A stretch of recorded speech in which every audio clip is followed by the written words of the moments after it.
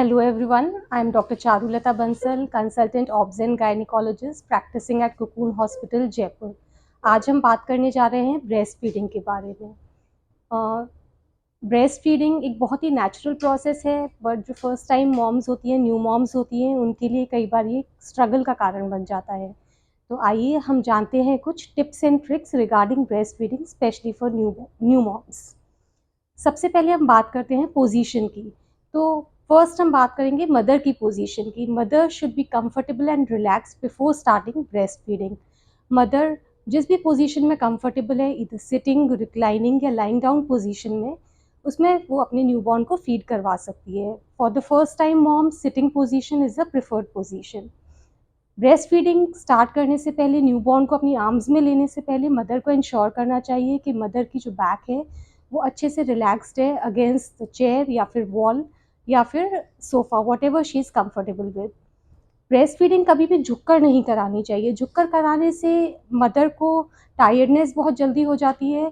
झुककर breast feeding कराने से मदर की नेक में बैक पेन वगैरह ये सब प्रॉब्लम्स होने के चांसेस इंक्रीज होते हैं। हम बात करें बेबी की पोजीशन की, तो बेबी की पोजीशन के लिए मदर को सबसे पहले बेबी को अपनी आर्म्स में बहुत अच्छे से सपोर्ट करना चाहिए।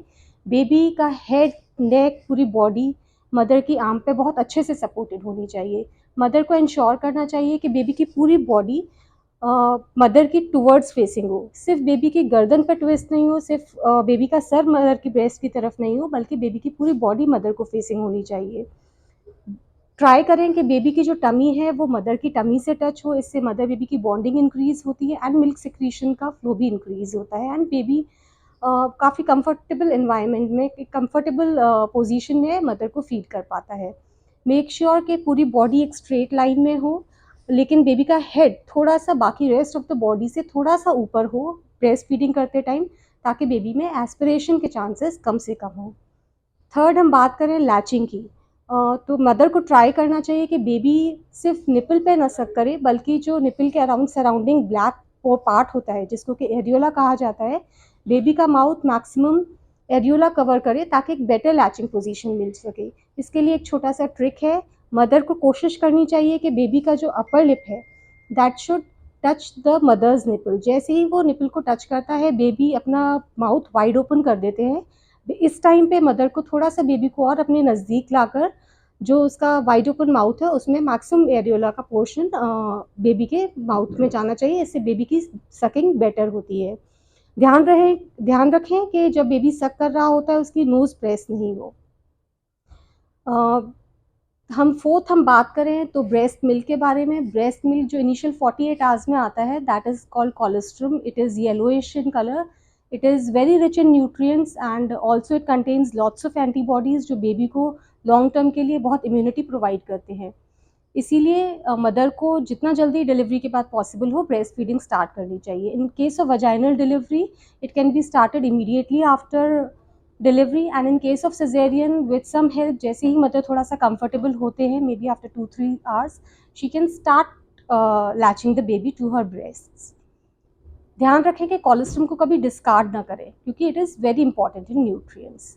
ब्रेस्ट मिल्क का जो फर्स्ट पोर्शन जो होता है जिसको फोरमिल कहा जाता है, it is rich in vitamin, proteins, minerals, it is thin and watery, so it should be given to the mother.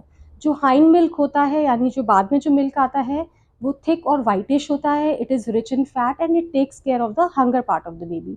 So mother को हमेशा कोशिश करनी चाहिए कि बेबी को पहले एक ब्रेस्ट ऑफर करना चाहिए, जब वो कम्प्लीटली एम्प्टी हो जाता है उसके बाद ही सेकेंड ब्रेस्ट ऑफर करना चाहिए। हम बात करें फ्रीक्वेंसी की, तो मदर को बेबी को, न्यूबॉर्न्स को एवरी 2 आवरली फीड करना चाहिए। हर 2-2 घंटे से बेबी को फीड कराने से मदर का मिल्क प्रोडक्शन भी इंक्रीज़ होता है एंड बेबी का जो रिक्वायरमेंट होता है वो भी फुलफ़िल होता है। मदर को कोशिश करनी चाहिए हर ब्रेस्ट से at least 15 to 20 minutes from each breast mother should feed the baby, या फिर जब तक ब्रेस्ट एम्प्टी ना फील होने लगे। कई बार मदर्स हमें शिकायत करती हैं कि बेबी थोड़ा सा सक करते हैं फिर सो जाते हैं। This is a very common complain. इसके लिए एक छोटा सा ट्रिक है कि जब बेबी सो जाए एंड मदर फील्स कि अभी उनका फीड कंप्लीट नहीं हुआ है, तो एक सिंपल लेग पे, उसके फुट पे स्ट्रोक करके बेबी को आराम से जगाया जाता है एंड जैसे ही हम स्ट्रोक करते हैं बेबी उठकर और वापस सकिंग करने लग जाता है। मदर्स को ध्यान रखना चाहिए कि दोनों साइड से जब ब्रेस्ट फीड हो जाए या फिर आपको लगे कि बेबी ने पूरा मिल्क ले लिया है एंड बेबी इज़ सैटिस्फाइड, तो उस केस में मदर को डायरेक्टली बेबी को पुल ऑफ नहीं करना चाहिए, क्योंकि उसमें सक्शन बना रहता है जिसकी वजह से मदर के निपल्स को ट्रॉमा हो सकता है। तो with a clean finger it can B put in babies mouth, वो सक्शन ब्रेक करके एंड देन बेबी को धीरे से रिमूव करना चाहिए। इससे मदर काफ़ी कंफर्टेबल रहती है।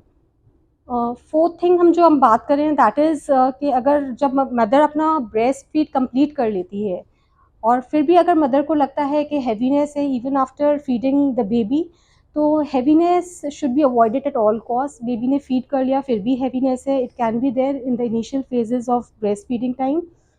Extra milk should be expressed, it can be expressed manually या फिर इसको पम्प से एक्सप्रेस कर सकती है मदर, लेकिन heaviness should be avoided. The expressed milk can be given to the baby with katori and spoon. After some time, it stays good at room temperature for 3 to 4 hours. So breastfeeding is an art, but it can be easily learned by all the new moms. Breastfeeding should be a very happy experience for both the baby and the mother. Thank you.